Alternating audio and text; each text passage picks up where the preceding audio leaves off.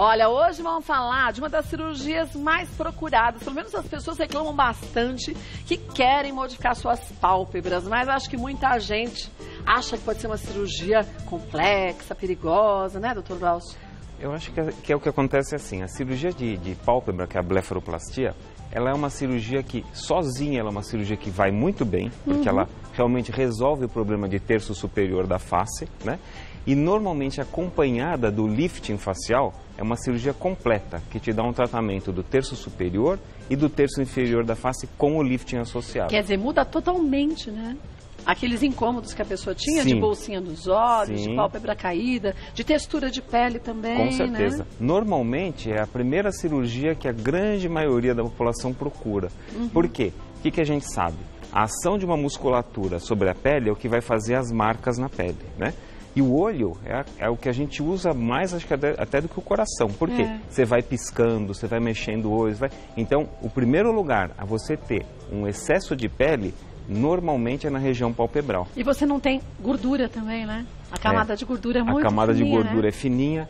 A pele da pálpebra, tirando o tímpano, é a pele mais fina que nós temos no corpo humano. Né? Então, é uma pele realmente muito fininha e ela marca demais.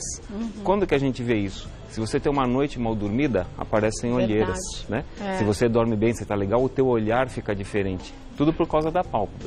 Então é a cirurgia onde você nota no comecinho, ó, puxa vida, essa minha pálpebra já está precisando de um retoquezinho.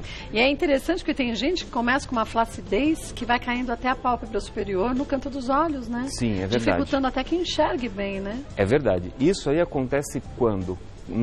Na maioria das vezes, aquelas pessoas que gostam de tomar muito sol. Aquela que a gente chama de cutis rhomboidalis, não sei se você lembra daquele pessoa que trabalha no campo, que tem aquela pele do pescoço muito grossa, toda quadriculada. Essa pessoa, por causa de um estímulo solar, ela tem realmente uma queda muito grande da pele palpebral. Então, ocorre uma coisa que a gente denomina de blefarocalasia ou blefarocalásio, que é a queda da pele é tão grande que pode atrapalhar a visão. O que é terrível, né? Não só por fator estético, mas o funcional mesmo. Com certeza. A gente tem umas imagens aqui, umas fotos da própria cirurgia. Sim. Deixa eu pedir para os meninos colocarem, porque aí a gente depois vai para os mitos e verdades, para você e as perguntas. Quer dizer, é uma cirurgia simples e que a cicatriz fica imperceptível, não é? A gente procura colocar a cicatriz, como esse diapositivo está mostrando, exatamente na pálpebra superior, quando é feita na pálpebra superior somente, bem naquele sulco lá de trás da pálpebra. Então, quando você abrir o olho, a cicatriz fica escondida.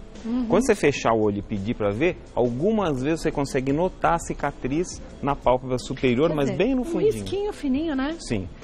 E na pálpebra inferior, a gente faz bem junto do cílio aqui. Então, praticamente é imperceptível na pálpebra inferior a cicatriz também. Quer dizer, no início, logo depois da cirurgia, você vê que fica um avermelhadinho, né? Algumas pessoas ficam até um vermelho um pouquinho mais que chama atenção. Mas esses são os primeiros dias. Vamos colocar aí as primeiras 2 semanas, 3. Depois disso melhora. Aqui ele está mostrando o local de pele que é retirado, que realmente é mais ou menos esse o desenho, varia um pouquinho, é claro.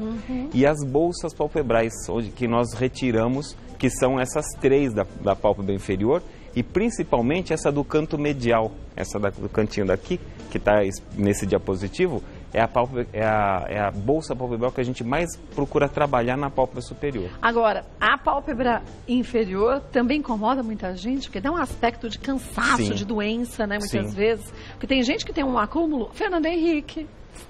Exatamente. Tinha umas pálpebras inferiores, você falava, gente, é verdade. Muito grande. O que acontece? O globo ocular, ele é revestido na parte posterior com uma camada enorme de gordura.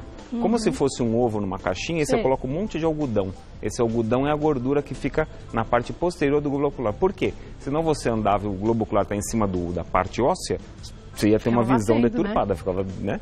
Então o globo ocular tem esse acolchoamento que é a gordura. A musculatura, ela mantém essa gordura estável no local. O que acontece? A pessoa, principalmente quando é míope, força para olhar, essa musculatura vai se desgastando. Então você tem uma verdadeira herniação da gordura na pálpebra inferior. É como a gordura, se ela escorregasse? escorregasse por baixo da musculatura, ou por entre a musculatura, às vezes. Na verdade, a musculatura fica mais fragilizada e a gordura empurra esse músculo para frente. Por isso que às vezes você vê até as bolinhas de gordura, Perfeitamente, consegue se notar. Que interessante. E uma cirurgia simples também. Sim. Né? Em mãos hábeis é uma cirurgia relativamente simples. Isso tudo, né? Em cirurgia, tudo. Né? Então, o que a gente tem que fazer? Faz uma incisão na pele, divulsiona a musculatura, ou tira uma tira pequenininha da musculatura, trata a bolsa palpebral e depois faz o caminho contrário. Sutura a musculatura e depois sutura a pele com bastante cuidado. Quer dizer, vai segurando para que essas bolsinhas não retornem, né? Exatamente. Você retira um pouquinho da musculatura e faz com que tenha uma tensão maior dessa musculatura para a bolsa não voltar. Bom, volto que tem mitos. Voltando com o Dr. Glaucio Farina, vamos aos nossos mitos e verdades. Vamos ver o primeiro deles. Existe uma idade certa para fazer a cirurgia das pálpebras? Não, isso é um mito, não é verdade, não. Algumas pessoas, elas têm a possibilidade de formar esse tecido, essa pele em exuberância mais precocemente. Mais novos, né? Tem muito a ver com a idade, né? Claro que ajuda bem, mas assim, a parte de formação do indivíduo, né? Então assim, algumas pessoas tomaram mais sol, outras tomaram menos. Então essa pele deve ser retirada e independe da idade. Tá, vamos ver mais uma. A cirurgia das pálpebras tira a aparência de vista cansada, rejuvenesce e levanta o olhar. É verdade. É verdade, né? É verdade. Então, o que acontece? Essa cirurgia, a gente procura, então, esconder a cicatriz, a incisão, né? E a gente, quando está na incisão, aqui na parte lateral da pálpebra, a gente consegue tratar um pouquinho da musculatura. Aquela musculatura que faz o pé de galinha, etc., a gente consegue melhorar um pouco. O tratamento desse, a gente agora, hoje em dia, 90% dos cirurgiões fazem uma associação, que é a cirurgia da pálpebra e logo a seguir uma toxina botulínica. Que aí já dá uma paralisadinha. Correto. Então você fez a cirurgia, depois da cicatrização, você vai lá e aplica uma toxina botulínica. O resultado fica muito bom e por um bom tempo. Um bom tempo, isso que é ótimo também, né? Agora, não adianta, né, gente? A gravidade continua presente. Quanto mais idade a gente vai tendo, obviamente, a gente vai tendo também uma flacidez. Claro, e se a pessoa geneticamente está programada já para ter uma certa flacidez de pele, aí não tem jeito. Agora, se for fumante, a situação piora, Sempre piora. O fumante, realmente, a gente diminui a vascularização da pele, ela fica mais difícil por causa da toxina do cigarro. Então, até para programar uma cirurgia, a gente pede para o indivíduo deixar de fumar, por um dos motivos. E o outro é para que a pele fique melhor. Eu já vi gente que fez cirurgia plástica e depois com uma cicatriz gigante, porque a cicatrização não acontece da forma correta pelas toxinas todas do cigarro, Correto. Né? Então, um dos fatores que a gente sempre pede para qualquer cirurgia, seja uma cirurgia maior, uma abdominoplastia e tal, ou a cirurgia palpebral se a pessoa for fumante, deixar de fumar ou parar de fumar pelo menos umas 2 semanas antes e 2 semanas após a cirurgia. Um resultado, fica melhor. Fica bem melhor. Vamos ver mais uma. A cirurgia elimina as rugas e pés de galinha da região dos olhos. Esse é um mito, vou dizer, mito, né? Porque assim, ela elimina o excesso de pele. Aquelas rugas e os pés de galinha, elas são formados, na grande maioria das vezes, por apelação da musculatura. Então, a musculatura agindo vai fazer com que apareçam as rugas e os pés de galinha principalmente. Se a pessoa estaticamente parada, ela não tem nada daquilo, quando ela dá um sorriso aparece, talvez não seja nem o caso de fazer a cirurgia, e sim aplicar uma toxina para melhorar a ação da musculatura. E o problema, gente, não é aplicar a toxina botulínica. Eu faço aplicação, mas você não paralisa totalmente. Correto.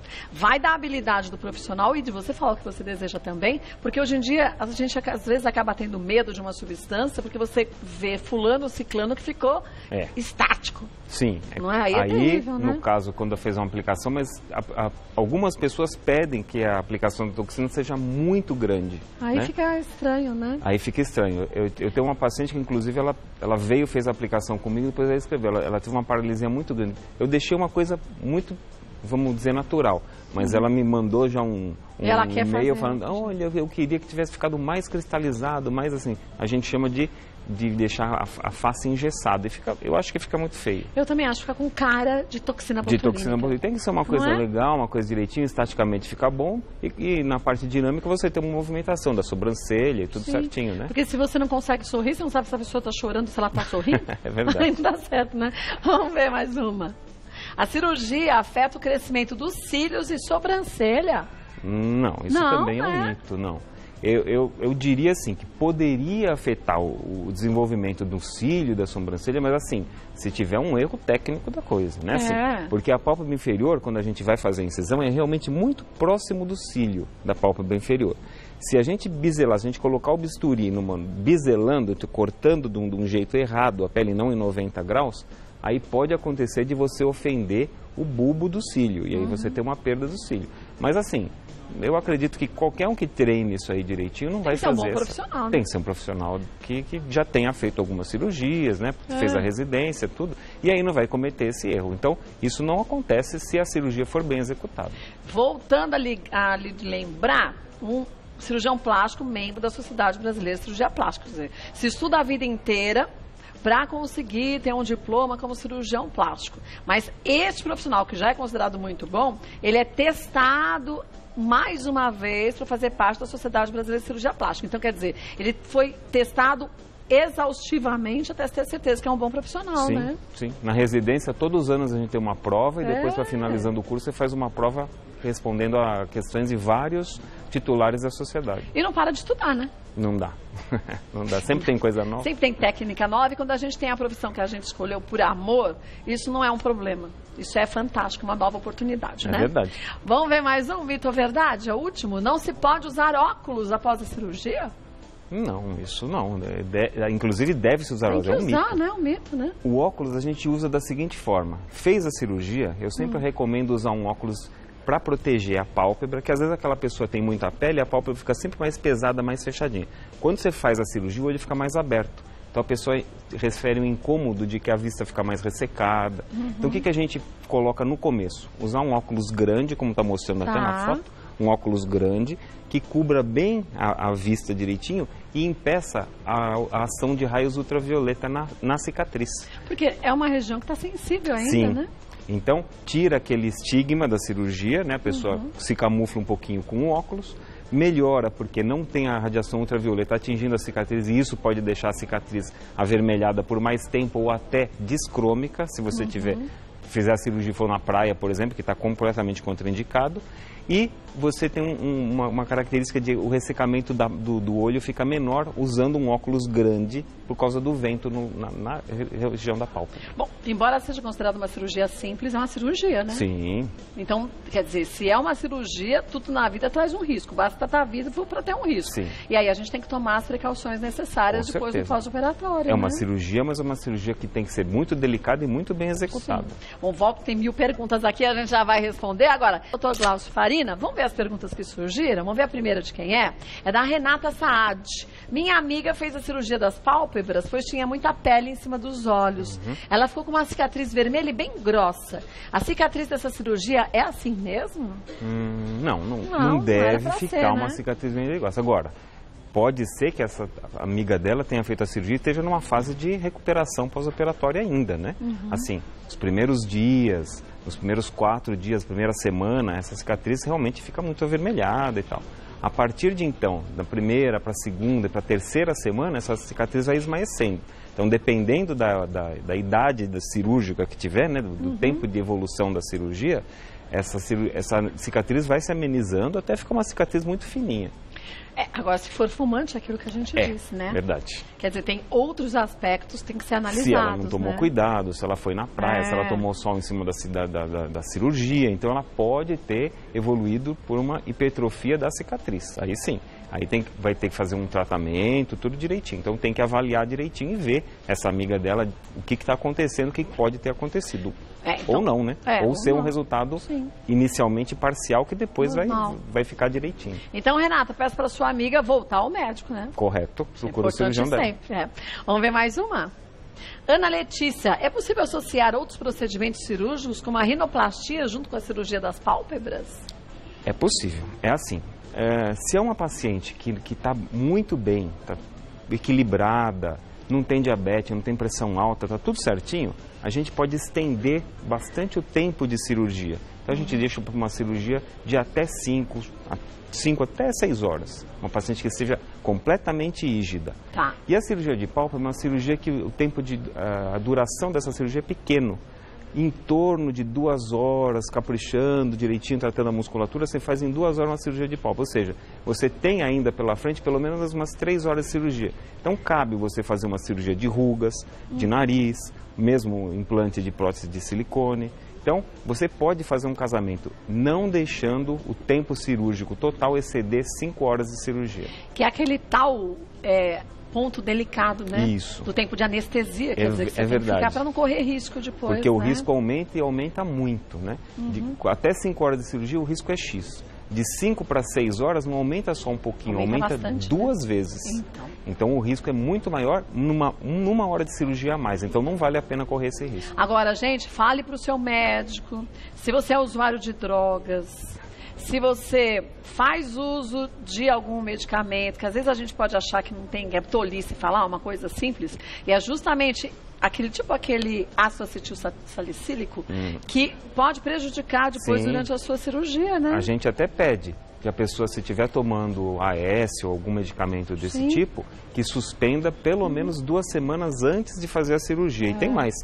Aquelas dietas em que a pessoa toma remédio. Também, aqueles medicamentos para inibidores de apetite, etc., eles fazem com que a anestesia fique muito mais difícil e às vezes você não consegue reverter uma crise de pressão alta. Então, se a pessoa está tomando medicamento, tem que falar, né? Ela tem que falar. Eu já tive casos de paciente que chegou na cirurgia e falou, mas eu tomo medicamento.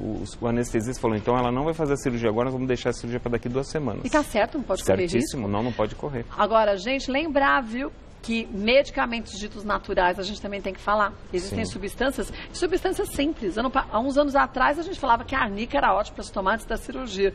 Depois se perceba, para não ficar roxo, que pode ser um grande complicador também dessa cirurgia, né? Sim, tem que tomar com parcimônia, tudo certinho e avisar. E alguns dias antes você para de tomar um pouquinho e volta a tomar logo a seguir, não tem problema. Mas fale sempre para o seu médico, viu? Vamos para a última pergunta? Luísa, sofro de alergia nos olhos constantemente. Eles ficam inchados e muito vermelhos. Pode haver uma piora do quadro após a cirurgia ou isso não interfere? Olha, a cirurgia, teoricamente, ela pode fazer uma somação a esse problema que ela já tem. Então, se ela tem alergia, está numa crise alérgica ou logo depois da cirurgia ela teve uma crise alérgica, então ela vai ter o problema da cirurgia que vai deixar o olho inchado, tudo aquilo que a gente sabe no pós-operatório recente, e mais essa somação da crise alérgica que ela tem nos olhos. Então, pode acontecer de ter uma somatória no começo.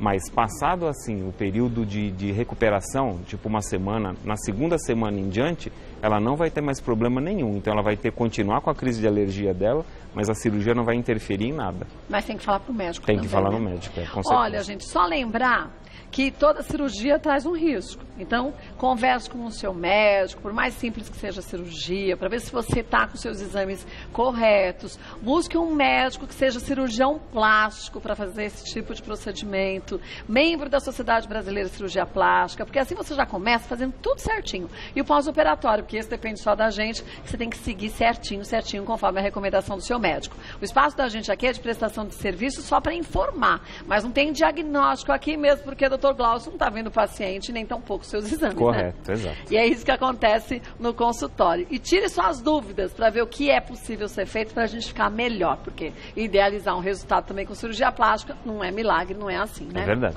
Vou passar os contatos do Dr. Glaucio Farina, que é cirurgião plástico, tem um site com várias informações lá, que é o www.glauciofarina.com.br e o e-mail doutor@glauciofarina.com.br. Quer sugerir algum tema? Fica à vontade, Dr. Glaucio, retorne e a gente esclarece a você. Obrigada mais uma vez. Sempre bom tê-la aqui. É sempre um prazer estar no seu programa. Todo meu.